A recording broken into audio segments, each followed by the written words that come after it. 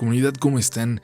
Gracias por escucharnos de nueva cuenta en una nueva edición de su programa, de su canal, y esperamos que estén listos para asustarse porque la historia de hoy podría pasarle a cualquiera. Esperamos que la escuchen con atención y que la disfruten, y recuerden suscribirse para ser parte de esta comunidad y comentar y dar pulgar arriba al video si quieren ayudarnos a crecer y a seguir produciendo contenido como este. Estás escuchando Relatos de la Noche.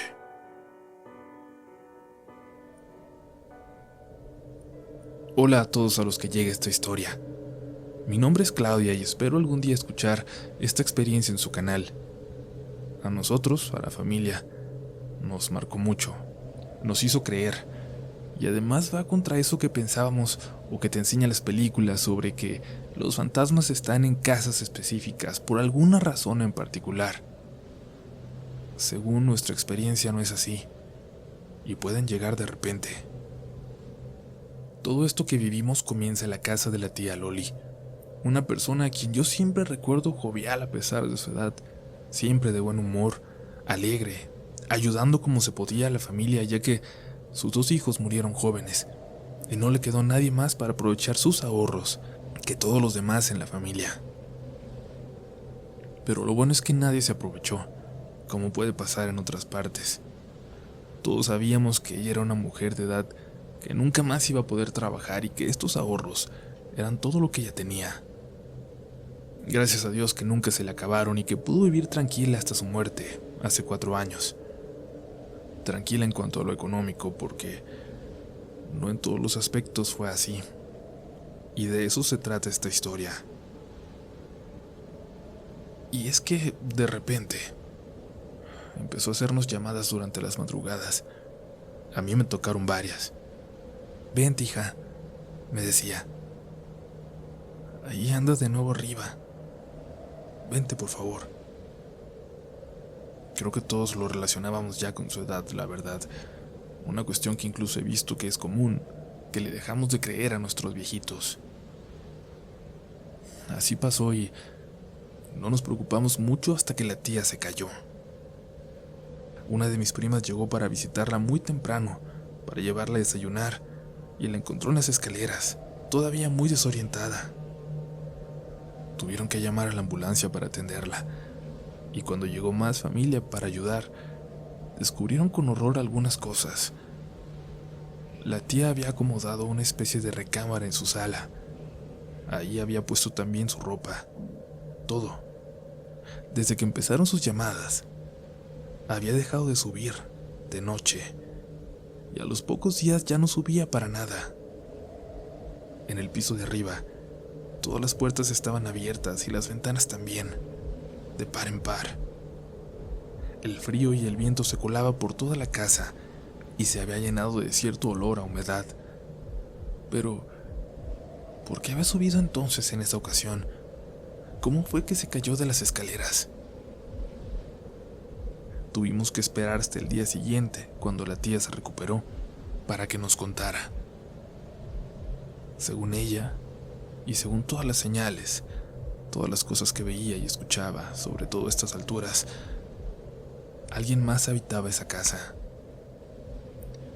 Alguien o algo que se reía de ella, que le hablaba, que le susurraba, que le decía que faltaba poco para su muerte y que él estaría ahí para verla, que su cuerpo se quedaría abandonado por días y que nadie se preocuparía por ella.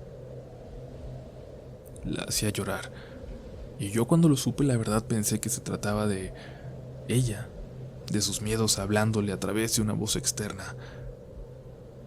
Pero ella pensaba que esta cosa solo habitaba en ese segundo piso, que no podía bajar, así que ella decidió no volver a subir. Y aunque a veces, dijo, lo escuchaba gritarle, ella ponía música abajo y se olvidaba de todo lo que pasaba en la parte de arriba. Pero luego, una noche, mi tía escuchó que alguien sacaba cajas que tenía arriba del closet de su cuarto. Eso sí llamó su atención. Y es que ahí es donde tenía las cajas donde guardaba las fotos de sus 2 hijos. y luego escuchó a esa cosa allá arriba reírse, como si se estuviera riendo de ellos. Ella subió enojada, llena de furia, dispuesta a ver a lo que fuera que estuviera ahí arriba, dispuesta a verlo por primera vez de frente. Y justo al llegar al final de la escalera, esta cosa saltó de repente frente a ella, cubierto de todo el cuerpo hasta la cabeza, como si fuera una especie de monje, y la aventó. La aventó con facilidad por las escaleras. Mi tía despertó por la mañana. Cuando intentaba ponerse en pie, notó que ya no podía. Su teléfono se había quedado a unos metros de ella. No podía pedir ayuda, pero para su suerte, mi prima llegó poco después. Los días siguientes mi tía me pedía que me quedara con ella, que ya no se podía quedar solita. Y yo quería hacerle el favor de verdad, pero mis hijos, mis gemelos, estaban chiquitos todavía, aún les faltaba para entrar al kinder, y la verdad, algo me decía que tampoco era buena idea que los llevara. Pero le hablé a mi hermano y lo convencí. Él, a diferencia de todos los demás en la familia, nunca fue tan cercano a mi tía, menos como yo, pero claro que la quería. Él era demasiado serio y se la pasaba todo el día en la universidad, pero aceptó irse a quedar con mi tía por el tiempo que ella lo necesitara. Antes de que escuchen lo que estoy por contar, quiero que piensen en la persona más cínica, más burlona, más escéptica de su familia. Y es que eso era mi hermano en la mía. Una persona que se burlaba siempre cuando los demás contábamos historias de fantasmas. Por eso, mi hermano, a pesar de las súplicas de mi tía, no se quedó abajo en la sala con ella. Yo me quedo arriba en un cuarto, tía. No se preocupe. Si hay algo ahí arriba, el que le va a dar miedo a eso soy yo, dijo burlándose, y se subió, dejando a mi tía algo preocupada. Si algo sabemos es que no hay nada de sutil en lo que fuera que estuviera ahí. Cuando mi hermano se fue a acostar y se puso sus audífonos, las luces comenzaron a parpadear. Cuando salió al pasillo para ver que todo estuviera bien, escuchó la voz de mi tía desde abajo, preguntándole qué estaba pasando. Todo está bien, tía, no pasa nada, le dijo, y luego escuchó cómo bajaba por las escaleras, regresando a la tranquilidad y seguridad de la planta baja. Y fue justo en ese momento cuando sintió algo detrás de él.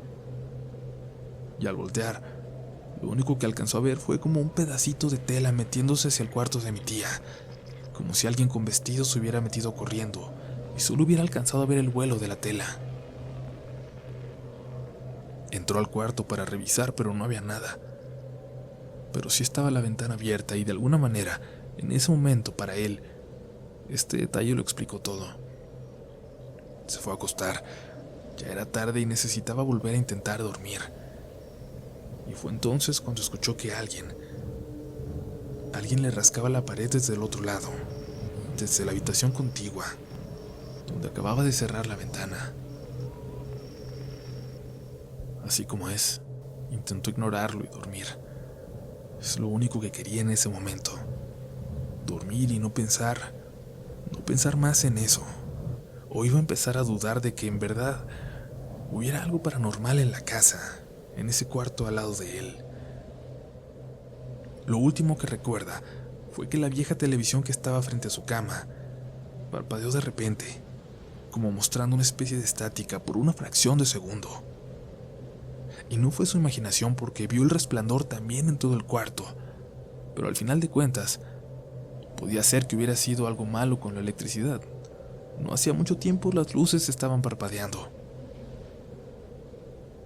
Cuando despertó al amanecer, su puerta estaba abierta. Alguien había entrado al cuarto. Apenas eran las 6 de la mañana, así que esperó un rato más a que despertara a mi tía. Y en cuanto lo hizo, le preguntó si ella había subido. Le dijo que no, evidentemente, y él intentó calmarse. Le dijo que no había podido dormir desde que las luces parpadeaban. Te fallaron las luces, mijo. Así empezó conmigo, le dijo mi tía. Pero sí se dio cuenta anoche, tía, ¿no? Cuando me preguntó qué pasaba desde las escaleras. La cara de mi tía palideció. Ella se había dormido muy temprano. En ningún momento le había preguntado nada, ni mucho menos se había acercado a las escaleras. Para la buena suerte de mi hermano, una de mis primas se ofreció a quedarse con mi tía, porque así, aún así como es él, estaba completamente aterrados de regresar.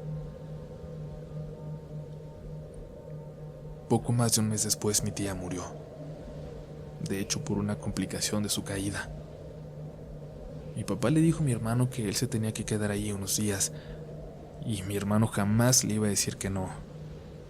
Mucho menos le iba a decir por qué razón no se quería quedar, así que convenció a mi pareja de que él se quedara con él. Sentía que si había otro hombre, otro adulto ahí, seguramente nada pasaría. Nunca había escuchado que una historia fuera así. Siempre son historias que pasan cuando alguien se queda solo, cuando está más susceptible a la sugestión. Y en su caso sí le pasó con alguien más en la casa, pero era una señora mayor, a unos metros de él, en el piso de abajo, pero una señora que le rogaba momentos antes que no subiera, porque había cosas malvadas allá arriba. Así que Nico, mi pareja, se quedó con mi hermano aquella noche. Yo le dije que nosotros estaríamos bien, que le hiciera ese favor a mi hermano porque me preocupaba mucho haberlo visto nervioso por primera vez. Los dos se quedaron platicando esta tarde y se tomaron unas cervezas mientras jugaban con el Nintendo Wii que habían llevado. Se hizo de noche, casi medianoche, y se fueron a dormir. Nico se quedó en el cuarto de la tía y mi hermano de nuevo, en aquel donde se había quedado tiempo atrás. Cuando apenas estaba quedando dormido, Nico escuchó que mi hermano salió corriendo del cuarto. Le habló, pero al no recibir respuesta le mandó un mensaje de WhatsApp, un mensaje de audio, de hecho, preguntándole si todo estaba bien. «Cállate», escribió mi hermano. «Ahí anda algo afuera». Nico no era escéptico como mi hermano al principio, pero supongo que no podía creer que hubiera algo realmente extraño, inexplicable, afuera de su puerta. Así que salió. Salió y caminó hasta las escaleras y no vio nada. No prendió la luz, pero por la ventana entraba la suficiente para darse cuenta que no había nada ni nadie ahí. Hasta que llegó a las escaleras, hasta esa mesita que estaba junto a ellas, con una foto de mi tía. Por alguna razón la foto brillaba, casi como si fuera un espejo. Y entonces vio algo allí en el reflejo. Vio a sus espaldas como una figura se arrastró y se metió en la habitación de mi tía, donde él se estaba quedando. Algo que parecía ser una persona desnuda, huesuda, muy flaca. Algo que se arrastró, pero caminando como una araña, con las extremidades dobladas como si fuera un insecto. Gritó muy feo, aunque él no se acuerda, y fue ahí cuando mi hermano abrió su puerta y Nico se metió corriendo al cuarto. Le dijo lo que acababa de ver y en 2 segundos ya estaban bajando con sus cobijas para quedarse en la sala. Recuerdo perfectamente bien los audios de Nico desde el teléfono de mi hermano, porque él dejó el suyo en la habitación y ya no entró hasta la mañana siguiente. Recuerdo los audios. Es muy revelador escuchar a un adulto con la voz quebrada de miedo, como si se tratara de un niño chiquito. Yo estaba segura desde ese momento que sí había algo en esa casa, aunque después me tocaría a mí enfrentarme con ello. Mi papá no quería que la casa se quedara sola mientras no se repararan las puertas y las ventanas, así que regañó a mi hermano cuando éste le dijo que ya no se quedaría más. Apenas esa noche siguiente, mi papá le ordenó a mi hermano y a Nico que fueran de nuevo, que se encontraría ahí con ellos. Cuando estaban adentro, se rió de ellos. Los regañó por creer en las fantasías de la pobre tía, ya tan viejita, tan mayor.